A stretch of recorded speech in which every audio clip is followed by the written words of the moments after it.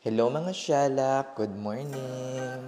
Good morning sa ating lahat. Isang nakakalokang morning to everybody. Yan, kakagising ko lang. Labas tayo. Sulitin natin itong summer na to hanggat medyo mainit-init pa. Kasi sooner or later ay hindi na natin magagawa ito kapag winter na. Fall, maganda rin yung fall, mga Inday. Ayan, nasusubaybayan nyo na yung ano ko, Day. Yung aking buhay dito sa Amerika. Kasi halos araw-araw na akong nagbablog. Kasi parang naging ano na lang to, Day. Parang life vlogging, showing what my life here in America. Ayan, ngayon, mga beshi, ay kakape lang ako dito. Siguro mga 10 to 15 minutes, muni-muni. Doon pala sa nagtanong about visa bulletin, parang ano lang ata yun mga beshi. Anong tawag na to? Prediction. Prediction ata yun. Check. Hindi na kasi ako parang updated. Charis. Hindi na ako yung parang sobrang updated. Nakakaloka. Medyo hindi na kasi ako parating nagbablog ng mga EB3. Dati ganon, parati ako nagbablog ng mga EB3, mga kung ano ng mga content, yung mga pinag-iisip ko. Tapos, nababakante ako ng mga ilang araw. Tapos, naisip ko, hindi na ako nakakapag-vlog kasi nga, parang wala rin ako maisip na content, 'di ba? So, ang ginawa ko na lang is live vlogging, charis. Para hindi na ako i-bash, Day. Mga loka. Kasi pag parating mga specific content yung mga binablog ko sa inyo, ang dami. As in, madami akong nare-receive na mga negative comments, ganito, ganyan. So, dead makels na. Ginagawa ko na lang tong pagbablog na to para ma-record yung buhay ko dito sa Amerika. Para pag wala na ako dito sa Amerika, ay meron akong makikitang or matu-throwback na mga memories in video. Diba? Bongga. Mag-aano ako mamaya, mag-overtime. Nag-pick up kasi ako ng hours, pero lang yon, parang short pick up hours, like 5 hours lang na overtime. So, hindi masyadong mabigat. Kasi nga, meron pa akong gagawin ngayon, gusto kong mag-workout ngayon, gusto kong maglaba. Ngayon, ito rin yung time kung saan mag-e-empake ako. Kasi ito na ata yung pinaka-last parang hayahay na time. Tapos makakauwi din ako mamaya, mga 7 o'clock. Maaga din. Tapos yung pasok ko bukas is 12 o'clock pa. So, much better for me kasi makakapag-empake ako. Kasi malapit na talaga akong umalis. Charis! Big announcement! Mga siyalak! O siya, sige. Ay, sarap mag-relax dito mga beshi. O siya, sige mga beshi, kukunin ko pa yung aking laundry kasi kahapon pa yun na nandun sa dryer.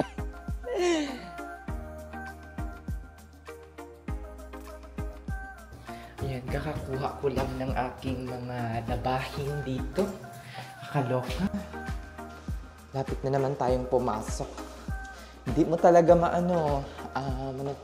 mamamalayan yung time. Lalo pat kung nakababad parati sa social media, di ba? Parating nakatutok sa social media, kakapanood ko to kay Winky. Di ba? Ang dami nating mga nasasayang na oras.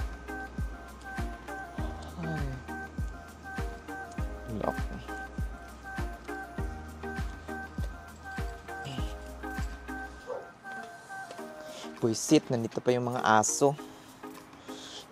Ang dami talagang aso dito sa Amerika, Day. At takot pa naman ako parati pag may aso. Kita nyo na, simple lang yung apartment complex na tinitirahan ko mga beshi. Shalak!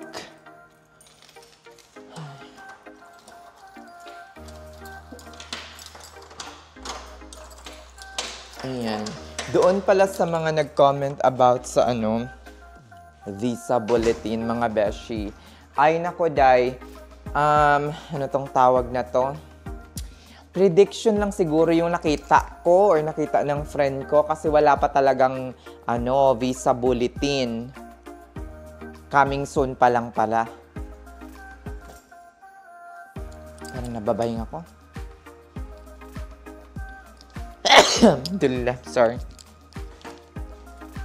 Yun, prediction lang siguro yung nakita ko dayo or nakita ng kaibigan ko na visa bulletin. Hindi siya yung parang real or totoong visa bulletin talaga. Diba? Ayan.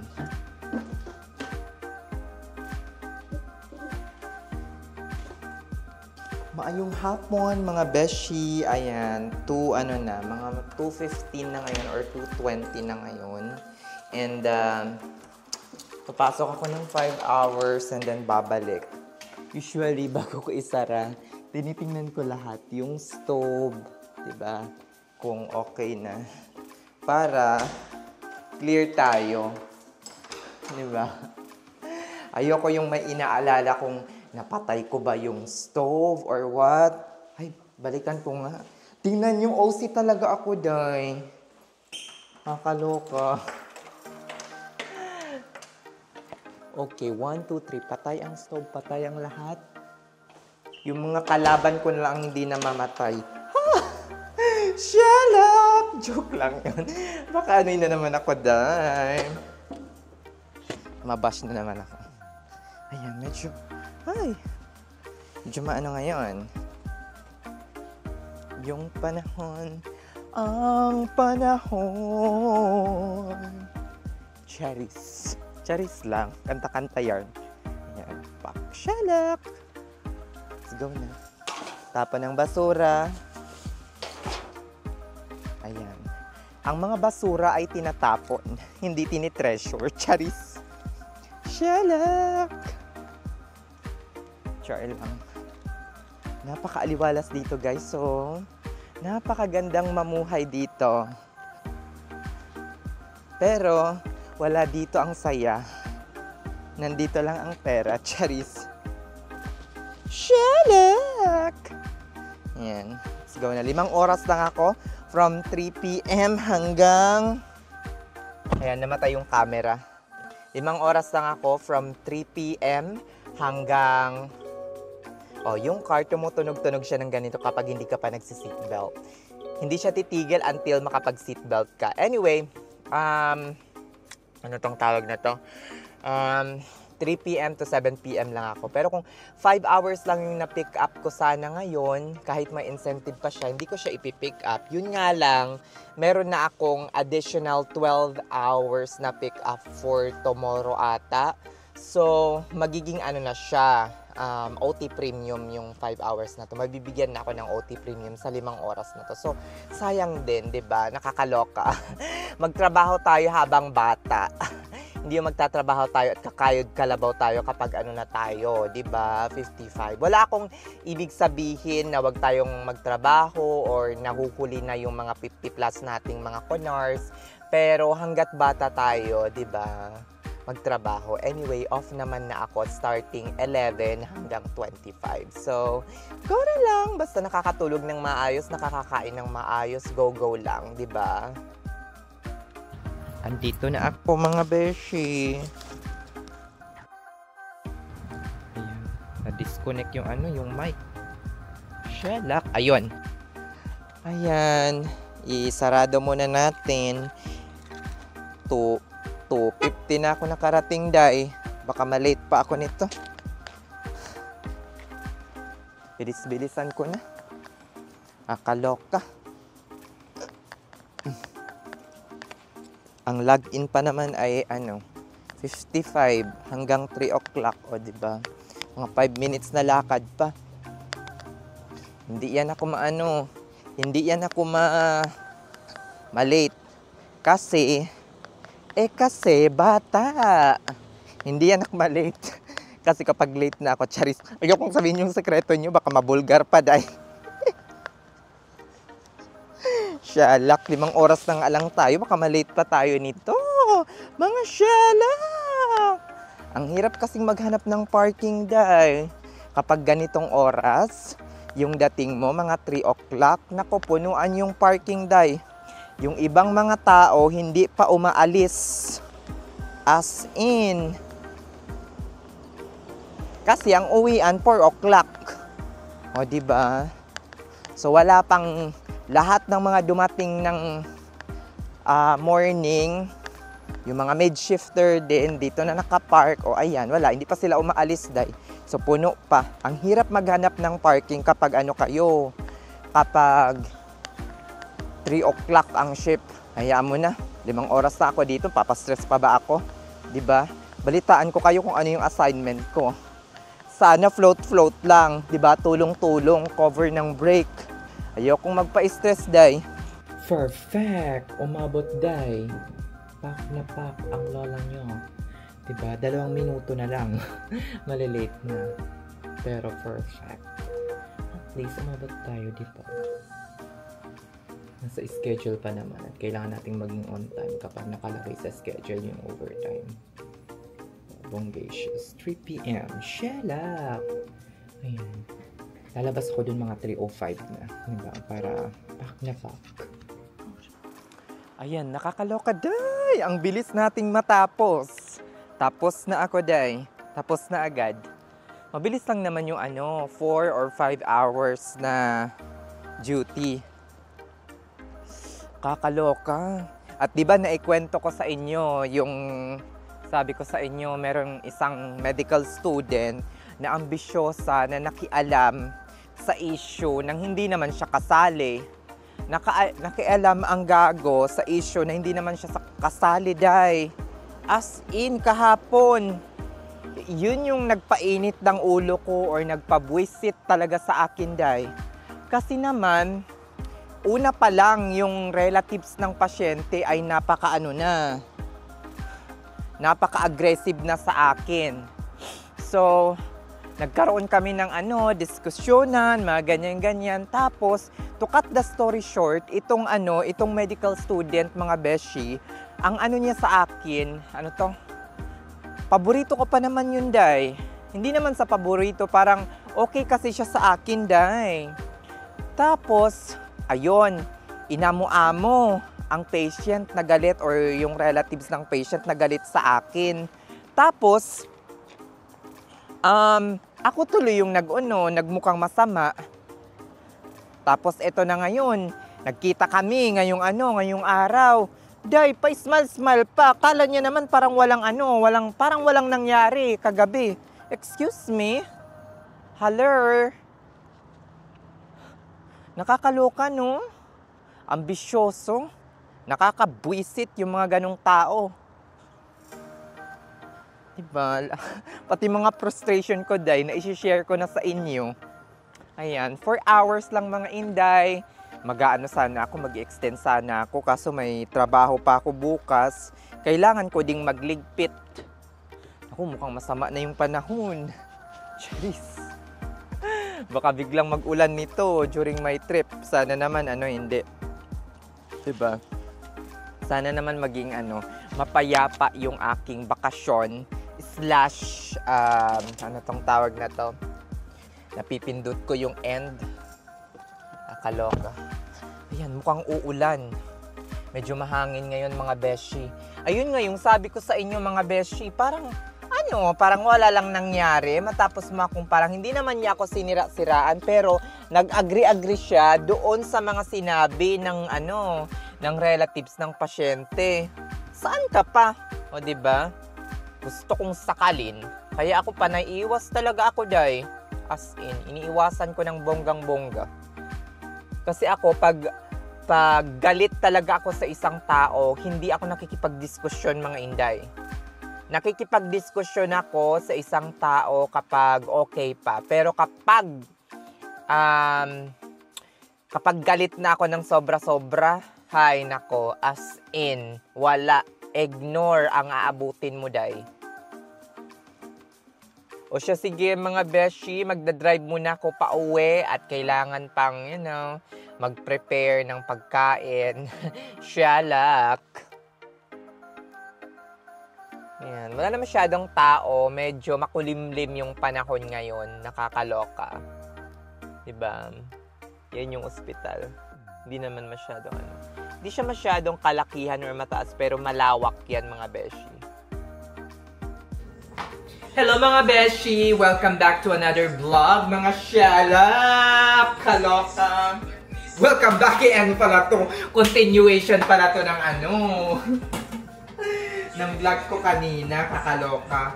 Ayan, hindi ko na naipakita sa inyo na ang ingay naman itong to. Kakaloka. Hindi ko na naipakita sa inyo mga beshi kanina na dumaan ako ng Kroger.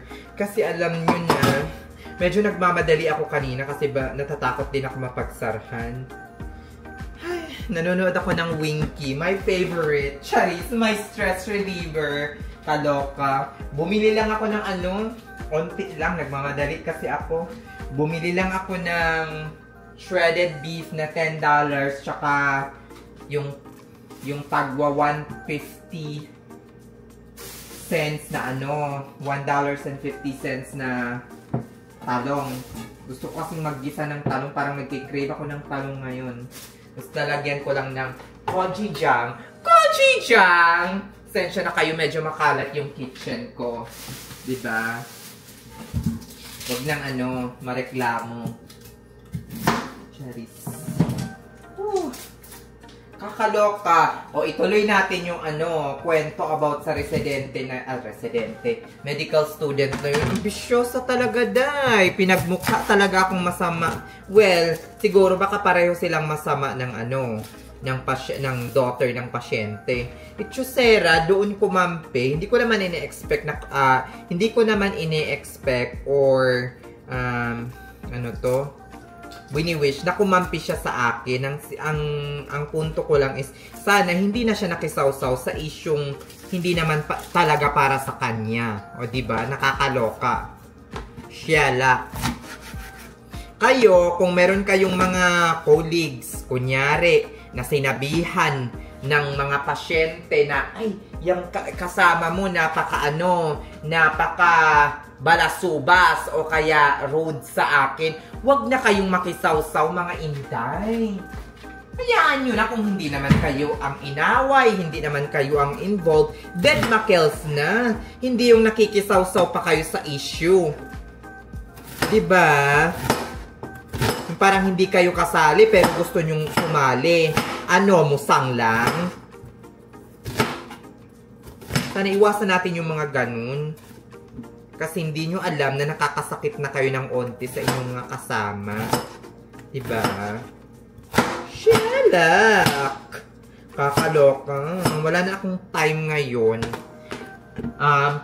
Baka kulang na yung time ko kasi duty ako ng weekend tapos duty ako ng Monday. So, hindi na ako makakapag-empake. So, baka gagawin ko na lahat ngayon bago ako matulog. Para before ako kasi duty pa ako ng Tuesday, tapos flight ko ng Wednesday. So, tapos makakauwi ako ng mga 12, tapos matutulog lang ako. Siguro mga 7 hours kanyan. And then lipad na. Lipad na, Charis. Ganun talaga yung ginagawa ko mga inday. Pino-full duty ko siya na kunyari Sunday, Monday, Tuesday for that specific week kasi kailangan mag-duty ng at least 36 hours. And the rest, kunyari Wednesday, Thursday, Friday, Saturday, off na ako for that week.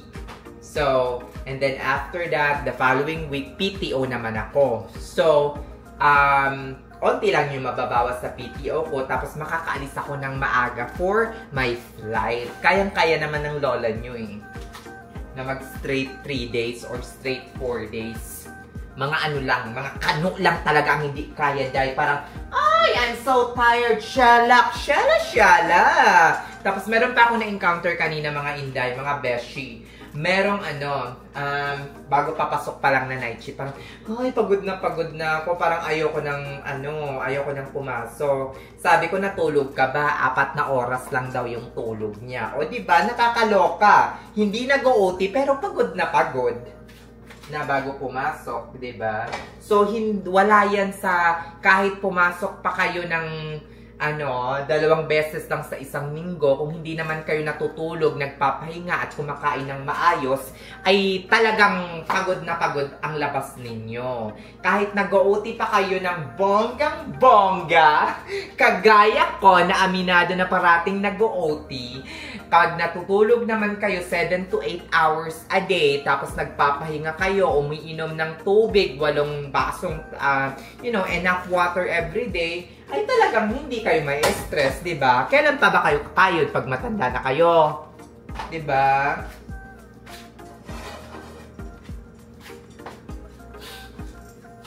Ayan. Bigyan natin ng yung oil. Ang oil ko dito ay ano tong tawag na to? Olive oil. Hindi. Avocado oil ata ang ginagamit ko. Yan. Nag-aano ko ng avocado oil. Naging cooking show. Shut up! Naging cooking show bigla.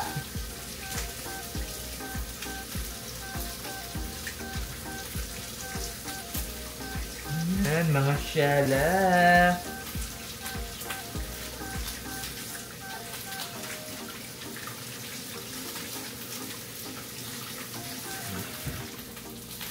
Spoon ko lang siya.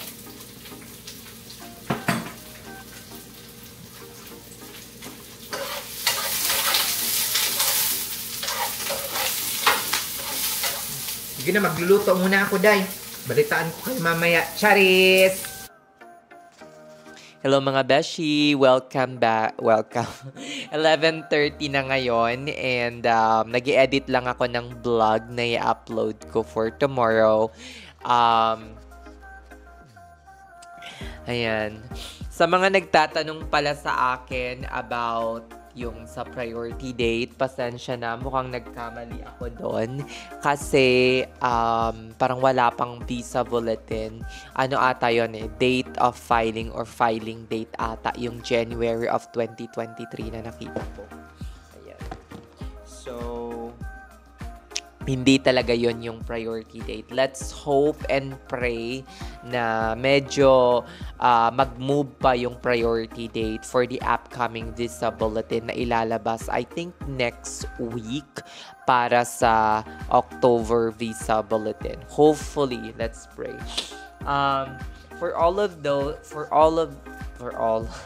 Sa mga nagtatanong naman about Social Security pension, yes, tama po yung sinabi ko nung nakaraang video na it only takes 10 years. Minimum eligibility requirements is like 10 years na pagtatrabaho. But it doesn't mean na 10 years kayong magko-continuously working sa inyong job. Hindi. Per year, nakaka-earn kayo ng credits sa pagbabayad sa Social Security. So, kung makikita ninyo sa paycheck ninyo, may nababawas na Social Security tax. Once you get older and meet the minimum requirements to be a pensioner, which is like 40 credits, magkakaroon kayo ng pension at the age of 65. Now, paano kayo makakakuha ng 10 credits? Per year, nagtatrabaho po tayo. So, yung gross natin, for example, hindi yung neta.